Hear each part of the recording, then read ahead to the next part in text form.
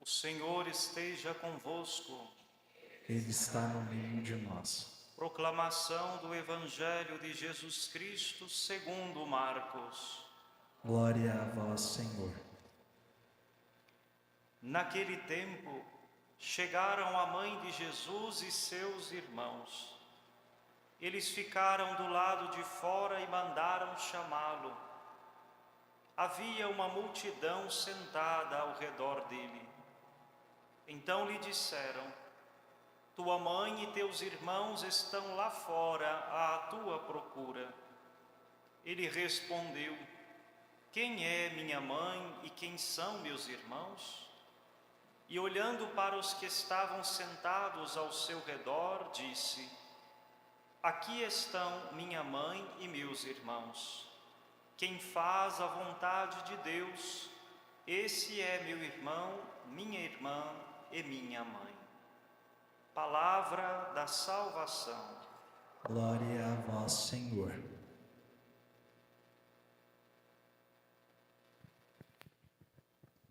Regra de São Bento, continuação do capítulo 7. Assim é-nos proibido fazer a própria vontade, visto que nos diz a Escritura, afasta-te das tuas próprias vontades. E também porque rogamos a Deus no coração que se faça em nós a sua vontade. Aprendemos, pois, com razão, a não fazer a própria vontade, enquanto nos acautelamos com aquilo que diz a Sagrada Escritura. Há caminhos considerados retos pelos homens, cujo fim mergulha até o fundo do inferno. Enquanto também nos apavoramos com o que foi dito dos negligentes.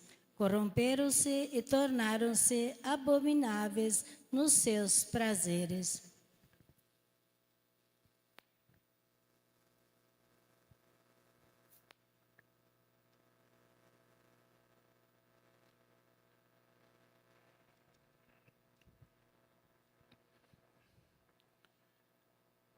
Querido Dom Abade James, queridos irmãos do mosteiro, Dom Samuel, Dom Josias, Dom Romário, postulante Denis.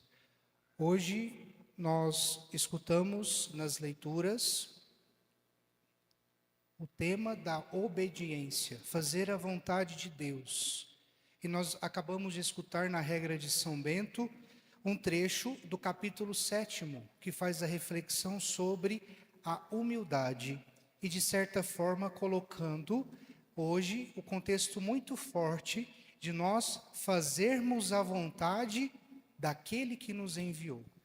Quem nos envia é Deus. Fazer a vontade de Deus é, de fato, um elemento primordial dessa humildade tão pedida por São Bento para os seus monges e que pode ser aplicada na vida de todo o povo de Deus. Como que eu faço a vontade de Deus? Como que eu pratico essa humildade? Primeira âncora que vai garantir essa realidade da humildade é a obediência.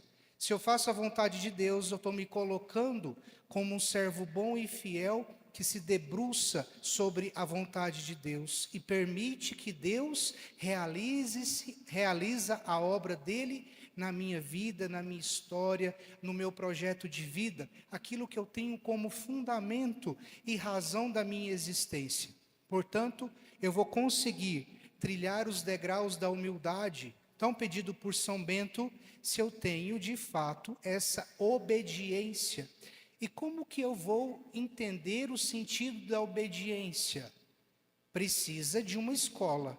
E a escola da obediência é, de fato, a vida de oração. É na oração, é a partir da minha entrega a Deus, diariamente, de forma disciplinada, a partir da minha vivência, da minha intimidade, da minha comunhão com Deus, que eu vou compreendendo a beleza da obediência. É na relação íntima com Deus que, de fato, eu vou me tornar esse servo bom e fiel que faz a vontade de Deus. Não tem como ser humilde, não tem como ser obediente se eu não tenho uma vida de oração. Uma coisa exige a outra.